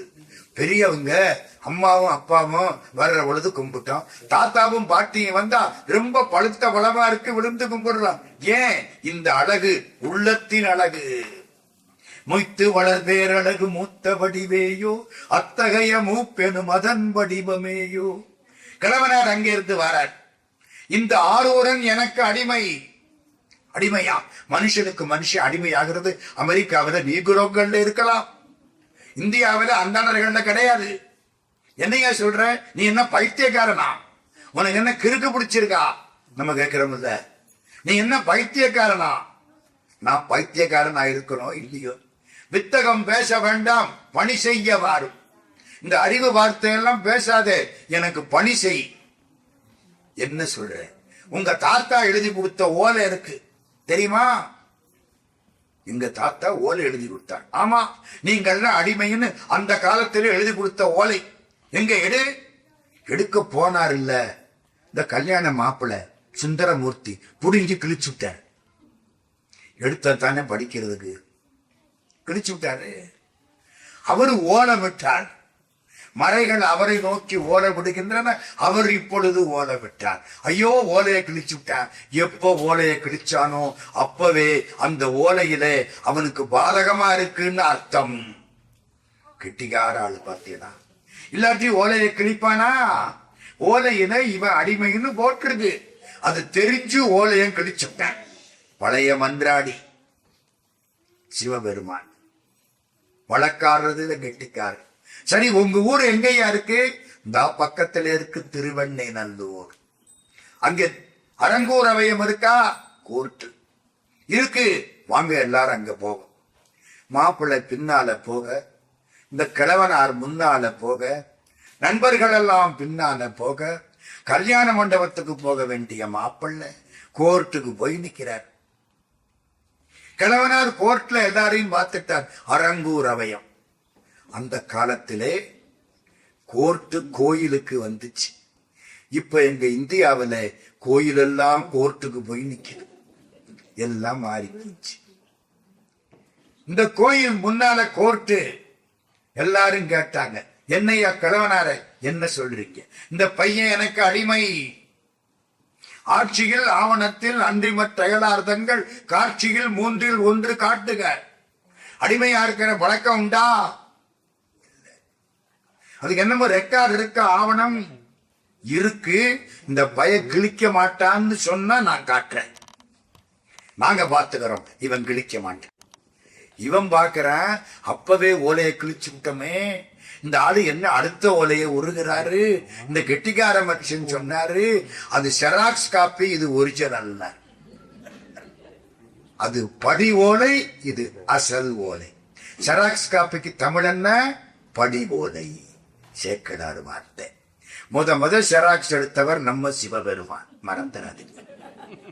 நம்ம செராக்ஸ் காப்பி தானே. என்ன சார் இப்படி சொல்றீங்க? எங்க அப்பாவுக்கு நான் செராக்ஸ் காப்பி. பிள்ளைன்னா என்னங்கிறீங்க? அப்பாவுக்கு எடுத்த செராக்ஸ் காப்பி தானே பிள்ளை. எத்தனை செராக்ஸ் காப்பி அவர் உண்டு பண்ணிக்கிட்டு இருக்காரு. இது முடியாது. வாங்கினாங்க, பார்த்தாங்க, தெளிவா இருக்கு. யாருக்கு யாருக்கு எழுதிய ஓலை? திருவெண்ணெய்நல்லூர் பித்தனுக்கு எழுதிய ஓலை. சிவபெருமானுக்கு என்ன பேரு? பித்தன். எந்த ஊரு? திருவெண்ணெய்நல்லூர். ஏன் பித்தனுக்குன்னு போட்டாரு? சிவபெருமானுக்கு பேரே கிடையாது. அவருக்கு என்ன பேருக்க? ஒரு நாமம் ஓர் உருவம் ஒன்று வெல்லாருக்கு 1000 திருநாமம் பாடி நாம் தெள்ளேனம் கொட்டாமோ. மாணிக்க வாசக சுவாமி. கடவுளுக்கு பேர் கிடையாது. நம்ம வைக்கிற பேரு தான் அவருக்கு பேரு. ராமன்னு கூப்பிட்டா ராமனா வருவார். கிருஷ்ணான்னு கூப்பிட்டா கிருஷ்ணனா வருவார். திருப்பதி பெருமாளே கோவிந்தான்னு கூப்பிட்டா கோவிந்தனா வருவார். சரணம் ஐயப்பானா ஐயப்பனா வருவார். இல்லைன்னு சொன்னா இல்லைன்ட்டு போயிடுவார். அவருக்கு என்ன? நீங்க கூப்பிடுறது தானே அவருக்கு பேரு. இப்ப இவன் என்ன சொல்லி கூப்பிட்டான்? வைத்தியக்காரா, உனக்கு என்ன கிறுக்கு பிடிச்சிருக்கா? பித்தா சொன்னால அந்த பேரை தனக்கு வச்சுக்கிட்டாரு. அடியார் எந்த பேர்ல கூப்பிடுறாரோ அதுதான் எனக்கு பேரு. ஒரு நாமும் அவருக்கு கிடையாது. திருவெண்ணெய்நல்லூர் பித்தனுக்கு எழுதியது நாங்கள் வழிபடி அடிமை. இதற்கு இவை இங்கு என் எழுத்து. நான் அந்த சுய நினைப்போட எழுதி கொடுத்திருக்கேன். திருவெண்ணெய்நல்லூர் பித்தனுக்கு நாங்கள் மரபுபடி அடிமை. கீழே அவங்க பாட்டனார் கையெழுத்து. எல்லாரும் கேட்டாங்கன்னா சுந்தரமூர்த்தி சுவாமியை பார்த்து, இந்த கையெழுத்து உங்க பாட்டனார் கையெழுத்து தானா? இல்ல இந்த கிழவனார் போர்ச்சேரி பண்ணிட்டாரா? அதானே அர்த்தம். இந்த கையெழுத்து உங்க பாட்டனார் கையெழுத்து தானா? கிழவனார் வலுவான ஆளு. இவனுக்கு பாட்டனாரையே தெரியாதே, கையெழுத்து எப்படி தெரியும்? அதனாலே இவன் கேட்காதீங்க. அப்ப என்னைய செய்யறது? கோர்ட்ல சப்ரிஜிஸ்டர் ஆபீஸ்ல இவங்க பாட்டனார் அந்த காலத்துல ஏதாவது பத்திரத்துல கையெழுத்து போட்டிருப்பாரு. அதை எடுத்து ஒப்பிட்டு பாருங்கள். உடனே உள்ள போனான். சப்ரிஜிஸ்டர் ஆபீஸ், பத்திரப்பதிவு அலுவலகம். உள்ள போனாங்க. 10 நிமிஷத்துல இவங்க தாத்தா எழுதின ஒரு பத்திரத்தை கொண்டாந்துட்டான். இன்னைக்கு இந்தியாவில் சப் ரிஜிஸ்டர் ஆபீஸ்ல நீங்க ஒரு பத்திரம் எடுக்கணும்னா மேல ஒரு 1000 ரூபாய் நோட்டை நீட்டி கீழே 2000 ரூபாய் நோட்டை நீட்டி 15 நாளைக்கு அப்புறம் திரும்ப ஒரு 500 ரூபாய் கொடுத்து ஒரு மாதத்துக்கு அப்புறம் அவன் எடுத்து கொடுப்பான். பார்த்தா நம்ம பத்திரமா இருக்காது. நம்ம காலம் 10 நிமிஷத்துல பத்திரம் வந்துருச்சுங்க. 8ஆம் நூற்றாண்டு சுந்தரமூர்த்தி சுவாமிகள் காலம் கிட்டத்தட்ட 8ஆம் நூற்றாண்டு. அப்பர் சுவாமியும் சம்பந்த சுவாமியும் 7ஆம் நூற்றாண்டு. வந்து ஒப்பிட்டு பார்த்தா கையெழுத்து சரியா இருக்கு. நீர் அடிமை எப்படி இருக்கும்? கண்ணீர் வருது. கல்யாணத்தன்னைக்கு காலையில பொண்டாட்டிக்கு அடிமைனா சந்தோஷமா இருக்கும். இந்த கிழவனாருக்கு அடிமைன்னு சொல்லிவிட்டேன். உங்களுக்கு வீடு எங்கேயா இருக்கு இந்த ஊர்ல? கிழவனார் சொல்றார், இந்த ஊர்ல பெரிய வீடு எங்க வீடுதான். பெரிய வீடா? நாங்க இதுவரைக்கும் பார்த்ததில்ல. வந்தோ காட்டுறேன். அவன் காட்டனா தானையா பார்க்க முடியும். காண்பார் யாரு கண்ணுதலாய் காட்டாக்காலே. கூட்டிக்கிட்டே போனார். திருவருத்துறை கோயிலுக்குள்ள போயிட்டார். என்ன கோயிலுக்குள்ள கூட்டிட்டு வர்றீங்க? இந்த பாருன்னு காமிச்சார். சிவபெருமான் ரிஷபவாகனத்துல காட்சி கொடுத்துட்டார். காலில் விழுந்தான், அழுதான். எம்பெருமானே, ஐயோ உன்னையா பித்தான்னு சொல்லிவிட்டேன், திட்டி விட்டனே. பரவாயில்ல, போனா போ. நம்மள ரொம்ப பேரு அடிச்சே இருக்காங்க. பாண்டிய ராஜா முதுகுல அடிச்சான். அர்ஜுனன் தலையில வில்லால அடிச்சான். கண்ணப்ப நாயனார் செருப்பு காலால மிதிச்சான். சாத்தியம் கல்லால அடிச்சான். நீ வாயினால தானே சொல்லி இருக்கு. போனா போகுது போ. தெரியாம சொல்லிட்டேன், பித்தான்னு சொல்லிவிட்டேன், என்னை காப்பாத்து, தெரியாம சொல்லிட்டேன். கண்ணு குட்டி பசுவை பார்த்து அழுத மாதிரி. சரி, எல்லாம் பரவாயில்ல. இப்போ ஒரு பாட்டு, அற்புதமான பாட்டு. மற்ற நீ வன்மை பேசி வன்றொண்டன் என்னும் நாமம் பெற்றனை. நீ என்ன திட்டுனதுனாலே உனக்கு வன்றொண்டன்னு பேரு. வந்தொண்டன். மற்ற நீ வன்மை பேசி வன்றொண்டன் என்னும் நாமம் பெற்றனை. நமக்கும் அன்பில் பெருகிய சிறப்பின் மிக்க அர்ச்சனை பாட்டே ஆகும். அதுதான் சார் எனக்கு வேணும். அர்ச்சனைனா என்ன? கடவுளை வாயார பாடு, பொருள் புரிஞ்சு பாடு. புரியாம பாடாது. சொல்லிய பாட்டின் பொருள் உணர்ந்து சொல்லுவார். அறிஞ்சாத்தானையா உணர முடியும். அறியலன்னா உணர முடியாது. அர்ச்சனை பாட்டேயாகும். ஆதலால் மண்மேல் நம்மை சொற்றமிழ் பாடுகின்றார். தூமரை பாடும் வாயார். வேதங்கள் அவரை பாடுகின்றன. அவர் நீ என்னை தமிழால பாடுகிறார். குன்னக்குடி அடிகளார் முந்தி இருந்த பெரியவன் அழகா சொல்லுவார், சிவபெருமான் என்ன தமிழால பாடு அப்படின்னு கேட்டிருப்பாருன்னா எத்தனை காலமா தமிழை கேட்காம தவிச்சிருப்பார். என்ன தமிழால பாடுன்னு கெஞ்சிறாருன்னா என்ன அர்த்தம்? ரொம்ப நாளா தமிழ் கேட்கறதா ஐயா, நீ பாடு. மற்ற நீ வன்மை பேசி வன்றொண்டன் என்னும் நாமம் பெற்றனை. நமக்கும் அன்பில் பெருகிய சிறப்பின் மிக்க அர்ச்சனை பாட்டேயாகும். ஏகாரம். அர்ச்சனை பாட்டேயாகும். கோயில்ல போய் மனசார பாடு, உள்ளம் உருகி பாடு, கடவுளை நினைச்சு பாடு, கடவுளோடு பாடுவதன் மூலம் பேசு. ஆதலால் வன்மையில் நம்மை சொற்றமிழ் பாடுகின்றார். தூமரை பாடும் வாயார். வேதங்கள் அவரை பாடுகின்றன. நீ என்னை தமிழால பாடுனார். இது முக்கியமான மறுமலர்ச்சி. கோயிலுக்கு போனா என்ன செய்யணும்? கடவுளோட பேசணும். அர்ச்சனை பண்ணுங்க, தப்பு இல்லை. ஒரு ஓரத்துல நின்று பெருமாளை பார்த்து ஒரு கும்பிடு போட்டு பேசுங்க. முருகன் கிட்ட போய் ஒரு கும்பிடு போட்டு பேசுங்க. சிவபெருமான் கிட்ட போய் ஒரு கும்பிடு போட்டு வாயார பேசுங்க. என்ன பக்கத்தை நிக்கிறவன் நம்மள பைத்தியம் தான் சொல்லிட்டு போறானே. இப்ப என்ன நல்லா சொல்லிட்டு இருக்க? போனா போறேன். கடவுள்கிட்ட போய் அதிகமா நின்னா கிறுக்கன்னு தான் சொல்லுவாங்க. ஆழ்வார் ஒருத்தர் பாடுவார், அத்தா அரியே என்று உன்னை அழைக்க பித்தா என்று பேசுகின்றார் பிறர் என்னை. முத்தே மணி மாணிக்கமே முளைக்கின்ற வித்தே உன்னை எங்கனம் நான் விடுகேனே சொல்லிட்டு போறா. இது அடுத்த மறுமலர்ச்சி, ரொம்ப முக்கியமான மறுமலர்ச்சி. கோயிலுக்குள்ள பெண்கள் போகலாமா சந்நிதி வரைக்கும் போகலாமா? சிவலிங்கத்தை தொடுற அளவுக்கு போகலாமா? ஒரு காலத்துல போயிருக்காங்க. இது எவ்வளவு பெரிய செயல் பார்த்தீங்களா? போயிருக்கிறாங்க. விக்கசார் சொல்லி இருக்கு, தேவார காலம், திருஞான சம்பந்தரும் அப்பர் சுவாமிகளும் வாழ்ந்த 7ஆம் நூற்றாண்டு.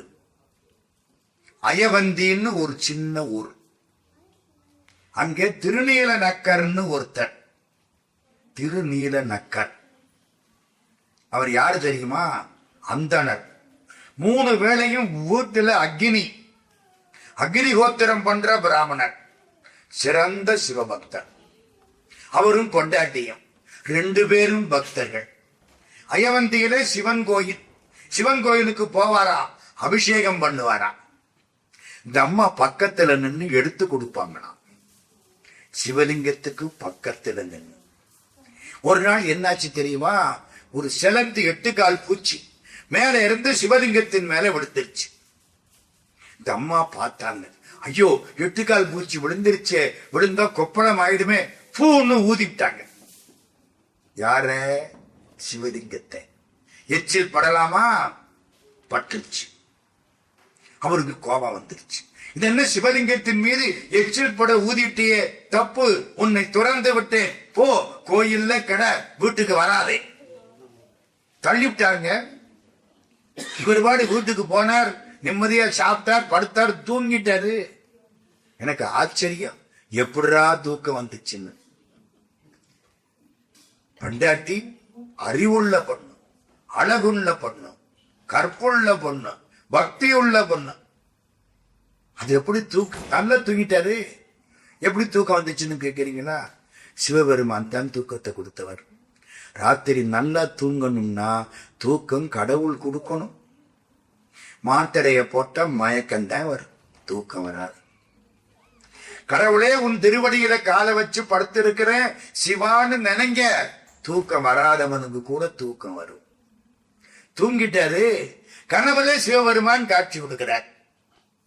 உடம்பெல்லாம் கொப்பளமா இருக்கு, ஊதுனாட நல்லா இருக்கு. அந்த உன் பண்டாட்டி ஊதுனாவாரு, அந்த இடத்துல இப்போ கொப்பளம் இல்லை. நீ விட்டுருந்தீனா உடம்பெல்லாம் ஊதி இருப்பா, கொப்பளமே இல்லாம போயிருக்கும். நீ என்னமோ ஆச்சாரம் அனுஷ்டானம்னு நினைச்சு விட்டு அவளை ஊத விடாம தடுத்து விட்ட. இப்ப பாரு, கொப்பளம் ஆயிடுச்சு. எவ்வளவு பெரிய காரியம். இவர் ஓடி வந்து அந்த அம்மாவை கூட்டிக்கிட்டு போறாராம். இப்ப சொல்லுங்க, ஊதர் அளவு பக்கத்திலே கூட பெண்கள் போய் வழிபாடு செய்திருக்கிறார்கள். அடுத்த விஷயம், கடவுள் மேல எச்சில் பட்டது சரியா தப்பா? இன்னைக்கு தப்புன்னு சொல்றமா இல்லையா? கண்ணப்பன் எச்சில் காலத்தை அப்பனுக்கு உகப்பாயிற்றா இல்லையா? ஸ்ரீரங்கம் வைஷ்ணவர்கள் பெருமாள் சந்நிதி. ஒரு சின்ன செய்தி சொல்றேன். ஸ்ரீரங்கத்துல அரையர்கள்னு இருப்பாங்க, தெரியுமா? அரையர் சேவைம்பாங்க. மார்கழி மாசம் ஏகாதசியை ஒட்டி இரா 10 பகல் 10 நம்மாழ்வாருடைய பாட்டை பாடி ஆடுவாங்க. ஆடுறவங்களுக்கு அரையர்கள்னு பேர். அந்த ஆடுற சேவைக்கு அரையர் சேவைன்னு பேர். நான் சொல்ற காலத்துல ஒரு அரையர் ஒரு பைக்குள்ள கொட்டைப்பாக்கு வெத்தில போடுறவர். கொட்டைப்பாக்குன்னா தெரியுமா? இவ்வளவு பெருசா இருக்கும். வாயில போட்டு கடிப்பாங்க, பார்க்கு 2000. இப்ப நம்மளாம் அதை போட்டு கடிச்சோம்னா பல்லு 2000. நமக்கு பல்லும் உறுதி இல்லை, சொல்லும் உறுதி இல்லை. அவர் பல்லு பச்சு கடிப்பாரா 2000 கொட்டைப்பாக்கு. பக்கத்துல சாலகிராமம் வச்சிருப்பாரா. சாலகிராமம்னா தெரியுமா? கண்டகி நதிக்கரையில போய் எடுத்துக்கிட்டு வருவாங்க, முத்திநாத்துல போய் கொண்டு வருவாங்க. நேபாளத்துல சாலகிராமம் கிடைக்குது. அதுக்குள்ள உடைச்சு பார்த்தா சக்கரம் இருக்கும், சங்கு இருக்கும். பெருமாளுடைய வடிவம் சாலகிராமம். சாலகிராம மூர்த்தி தான் பத்ரிநாத். பத்ரிநாத்தில எம்பெருமான் முழுக்க சாலகிராமத்தினால் செய்யப்பட்ட மூர்த்தி, பத்ரி நாராயண மூர்த்தி. இவர் பையில சாலகிராமம் வச்சிருப்பார், கொட்டைப்பாக்கம் வச்சிருப்பார், வெத்தில போடுவார். கண்ணு கொஞ்சம் தகராறு. கைய விடுவார், பார்க்க எடுப்பார், கடிப்பார், கடிக்க வராது. என்னடா இப்பொழுது கஷ்டமா இருக்கு, எடுத்து பார்த்தா சாலகிராமம். ஐயோ பெருமானே என்னை மன்னிச்சுக்கோ, வேட்டியை நான் தொடச்சிட்டு உள்ள வச்சிடுவார். அப்புறம் பாக்கு எடுத்து போட்டு கடிப்பார். எம்பெருமானுக்கு காலையில ஒரு கடி, மத்தியான ஒரு கடி, சாயங்காலம் பாக்கு வெத்தலை பாக்கு போடுற பொழுது 3வது கடி, ராத்திரிக்கு 4வது கடி. எம்பெருமான் இவர்வால் பல்லாற்றானும் கடிபட்டான். 5-6 வருஷம் கடிபட்டான். அந்த ஊர் ராஜா ஒரு கோயில் கட்டினார். கோயில்ல விக்கிரகத்தை வைக்கணும். கோயில்ல இருந்த குருக்கள் சொன்னார், விக்கிரகம்னா இந்த அரையர் பையில இருக்க சாலகிராமத்தை கொண்டாந்து வைங்க. பலகாலம் வழிபட்ட மூர்த்தி. இவர் இங்கே வந்தார். மகாராஜா அரையர் காலில் விழுத்துட்டார். அரையர் மகாராஜா விழுந்த உடனே எந்திரிச்சிட்டார். என்ன செய்யணும்? என்னுடைய கோயில் விக்கிரகம் வேணும், நீங்க வச்சு கும்பிட்ட சாலகிராமத்தை கொண்டுகிட்டு வாங்க, அங்க நான் அதை வைக்க போறேன். கொடுக்கலாமா வேண்டாமா? பூஜை பண்ண மூர்த்திய கொடுக்கப்படாது. கொடுத்தார். ஏன் கொடுத்தார்? நீ கேட்கல, அவன் போக ரெடி ஆயிட்டான். எத்தனை காலம் கடி வாங்குவேன்?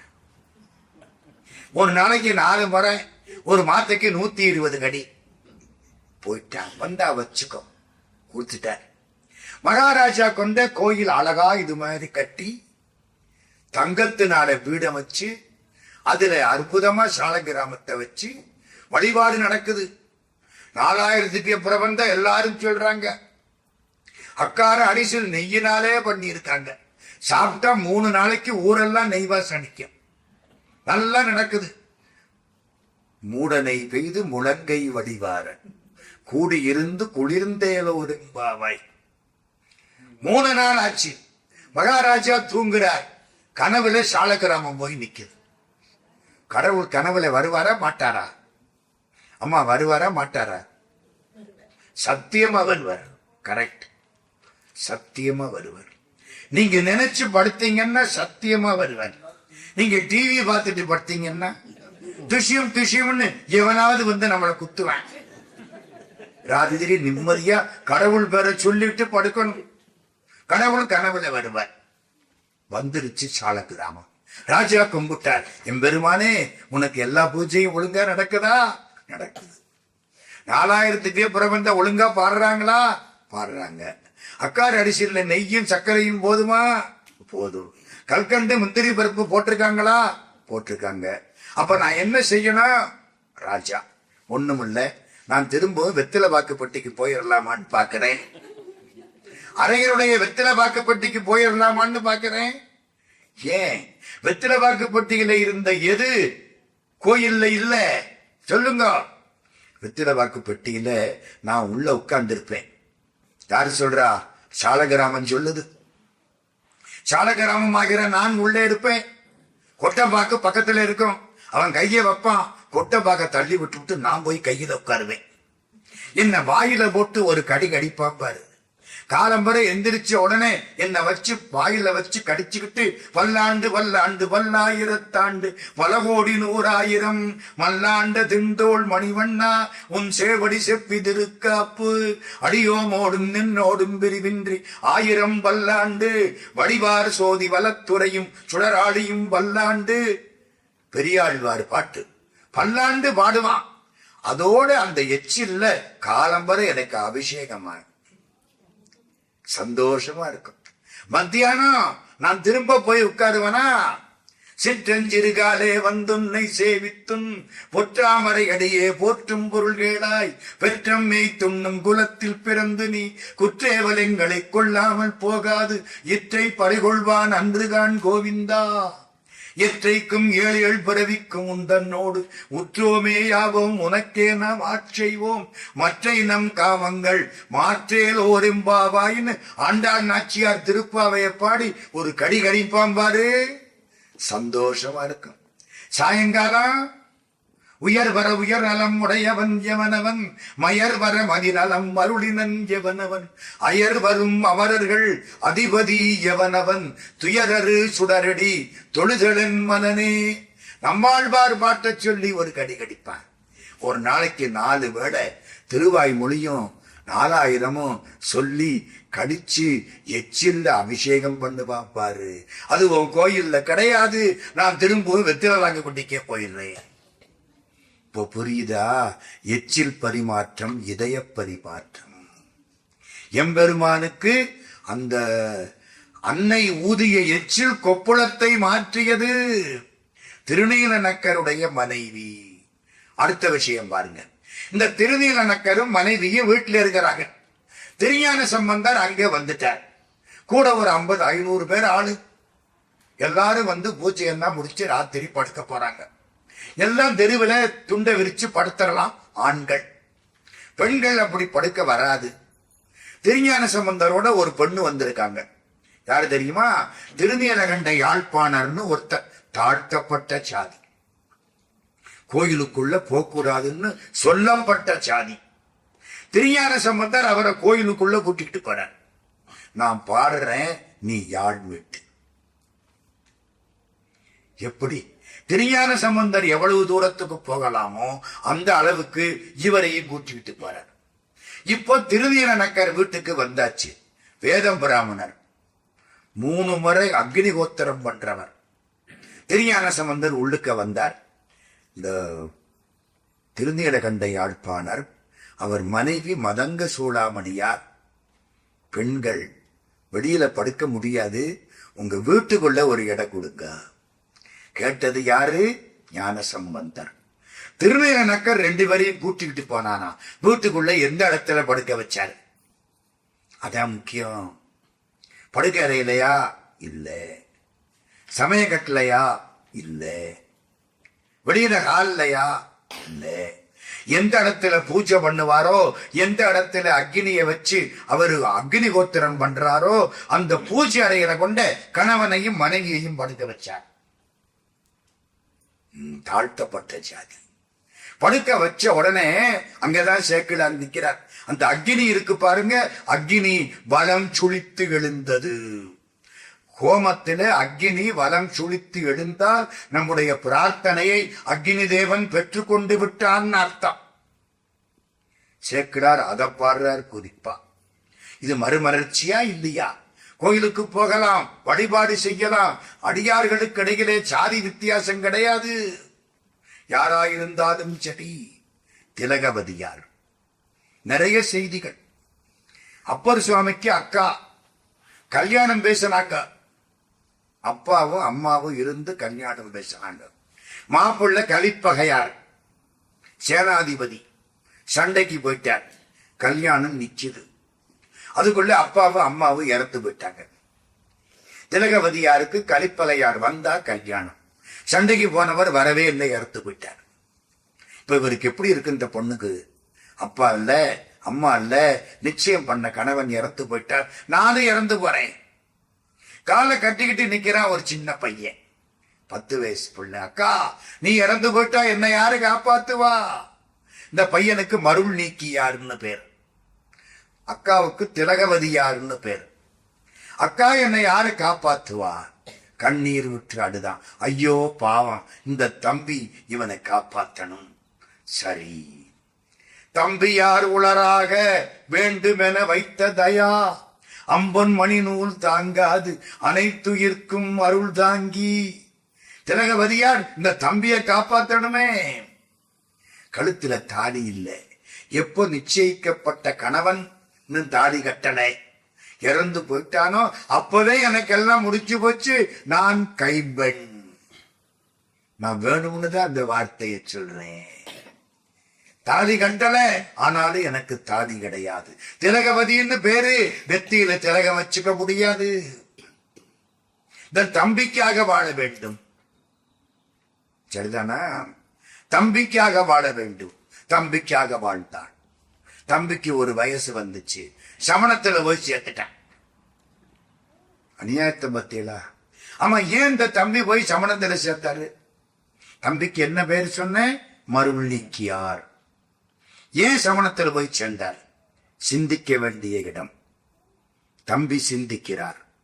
எங்க அக்கா எனக்காக எல்லாவற்றையும் விட்டவள், எனக்காக உயிர் வாழக்கூடியவள்.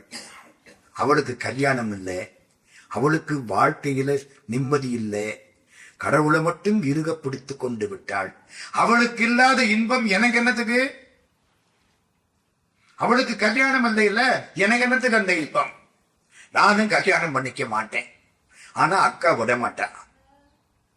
தம்பி கல்யாணம் பண்ணிக்கோ சொல்லுவாள மாட்டாளா? இதாண்டா வம்சத்துக்கு சொல்லுவாள மாட்டாளா? சொல்லுவா. நான் கல்யாணம் பண்ணிக்க மாட்டேன். நான் இங்க இருந்தா சொல்லுவா, சமணத்துக்கு போயிட்டா சொல்ல மாட்டான். அங்க போய் பச்சை எலிய விரட்டுறதுக்கு வீட்டை கொளுத்துனாங்கண்ணா. அது மாதிரி ஆயிப்போச்சு. அக்கா என்ன கல்யாணம் பண்ணிக்க சொல்லுவா, சொல்ல விடாது. தம்பி சமணத்துல போய் சேர்ந்தார். மருள்ளிக்கியாருன்னு பேர். சமணத்துல 10-15 வருஷத்துக்கு மேல இருந்திருக்காரு. சமணத்துல பெரும் தலைவரா மாறிட்டார். பேரை மாத்தி விட்டான், தர்மசேனர்னு பேர் கொடுத்தான். ஒரு நாள் இந்த அக்கா கண்ணீர் விட்டு அழுதாள். சிவபெருமானே என் தம்பியை காப்பாற்றணுமே. சிவபெருமான் கனவுல காட்சி கொடுத்தார். கவலைப்படாதே, உன் தம்பி முன்னமே நம்மை பெறுவதற்கு முனியாகி தவன் செய்தான். முனிவராய் தவன் செய்தவன். கவலைப்படாதே, அன்னவனை சூளை மடுத்து ஆழ்வோம். அவனுக்கு ஒரு வயிற்று வலியை உண்டாக்கி விட்டுறேன். சொன்னபடி சிவபெருமான் வயிற்று வலியை உண்டாக்கி விட்டார். வயிற்று வலின்னா வைத்தியர்களால தீர்க்க முடியாத வலி, சமண மந்திரங்களினாலே தீர்க்க முடியாத வலி. தாங்க முடியலே, குடரோடு துடக்கி முடக்கி இட ஆற்றேன் ஓடி வர்றார். அக்காட்ட வந்து காலில் விழுறார். காலம் வர 5 மணி. திருவதிகை வீரட்டானத்து கோயில் வாசல். அக்கா அப்பத்தான் கோயிலை கூட்டி மெழுகிக்கிட்டு இருக்கிறார். திருத்தொண்டு. கோயிலுக்கு திருத்தொண்டு செய்தால், கோயிலை கூட்டி மெழுகி பூ கட்டி கொடுத்து கோயில் அபிஷேகத்துக்கு தண்ணீர் சுமந்து வந்து கொடுத்தால் என்ன கிடைக்கும்? இறக்குற பொழுது தொல்லை இல்லாம கூண்டுல இருந்து பறவை பறந்து போற மாதிரி இறந்து போகலாம். நம்ம சாஸ்திரம் சொல்லுது. கவலைப்படாம போயிடுவோம் உயிர். அவர் பார்த்தாரு, இவர் பார்த்தாரு. 6 மாசம் வச்சிருந்தேன் கோமா ஸ்டேச்சு, ஒன்னும் வராது. சார் உட்கார்ந்தாரு, பேசினாரு, விழுந்தாரு, முடிஞ்சு வச்சு. அப்படி கிடைக்குமா? அந்த அக்கா அப்படி பண்ற பொழுது காலில் போய் தம்பி விழுந்தார். என்னன்னா, தம்பிக்கு வயசு கிட்டத்தட்ட 55 இருக்கும். அக்காவுக்கு 3-4 வயசு கூடவே இருக்கும். காலில் விழுந்துட்டார். அக்கா வயிற்று வலி தாக்கல. வயிற்று வலியா? சிவபெருமான் கிட்ட போய் விழு. எல்லா நோயும் தீர்ப்பவன் அவன். உடம்புக்கு நோய் வயிற்று வலி, மனசுக்கு நோய் மென்டல் டிப்ரெஷன், தாழ்வு மனப்பான்மை அல்லது உயர்வு மனப்பான்மை, உயிருக்கு நோய் பிறவி. 3 நோயையும் தீர்ப்பவன் எம்பெருமான். காலில் போய் விடு. சிவபெருமான் காலில் போய் விழுத்தார். அக்கா என்ன பண்ணா? திருநீர் கொடுத்தா. வாங்கி சாப்பிட்டார், பூசினார். பாடு கூற்றாயினவாறு விளக்ககிலீர் கொடுமை பல செய்தன நான் அறியேன். ஏற்றாயடிக்கே இரவும் பகலும் பிரியாது வணங்குவன் எப்பொழுதும் தோற்றாதென் வயிற்றின் நகம்படியே குடரோடு துடக்கி முடக்கியிட ஆற்றேன் அடியேன் அதிகை கெடில வீரட்டானத்துறை அம்மானே. வைத்த வலிக்குது, குடரோடு துடைக்கி முடக்குது. எம்பெருமானே, இத்தனை காலமா நான் உன்னை மறந்தனா? சலம்பூவோடு தூபம் மறந்தறியேன். இன்னைய வம்பா இருக்கு. சமணத்துல இருந்த ஆளு அப்ப மறக்காம நினைச்சுட்டே இருந்தாரு. அங்கதான் பெரிய செய்தி. அக்காவை விட்டுட்டு போயிட்டாரா? சமணத்துக்கு போயிட்டாரா? புத்தி என்ன சொல்லுது? இந்நேரம் எங்க அக்கா கோயில்ல பூஜை பண்ணிட்டு இருப்பா. இந்நேரம் எங்க அக்கா எந்திரிச்சு கோயில மெழுகுவாள், அழகிடுவாள். எங்க அக்கா பூ கட்டுவா. இந்நேரம் நல்ல பாட்டு பாடிட்டு இருப்பா. நினைச்சுக்கிட்டே இருந்திருக்கார். நான் இங்க வந்துட்டேனே, இது சரியா தப்பா? சைவத்துல இல்லாம சமணத்துக்கு வந்தது சரியா தப்பா? இத்தனை வருஷம் இதையெல்லாம் படிச்சுட்டனே, ஒருவேளை என் வாழ்க்கை வீணா போயிடுச்சோ? எவன் ஒருவன் நான் செய்த காரியம் சரியா தப்பா என்று மனத்துக்குள் பல காலம் சண்டை போட்டு கொண்டிருக்கிறானோ அவனுக்கு வயிற்று வலி வந்தே தீரும். அமெரிக்காவில் டாக்டர் எழுதியிருக்காருங்க. 10-15 வருஷம். ஏங்க அந்த புள்ள மனசு என்ன சொல்லு? எங்க அக்கா எனக்கா தனியா இருக்கிறா, அவ மனசு நொந்து போறாப்புல இங்க தெரியாம வந்துட்டனே. இங்க இருந்து போக முடியுமா? போனா இந்த கடங்காரங்க விட மாட்டாங்க. வேடிக்கை என்ன தெரியுமா? சைவத்தில இருந்து இவர் சமணத்துக்கு போன பொழுது நம்ம சைவ பெருமக்கள் கண்டுக்கவே இல்லை.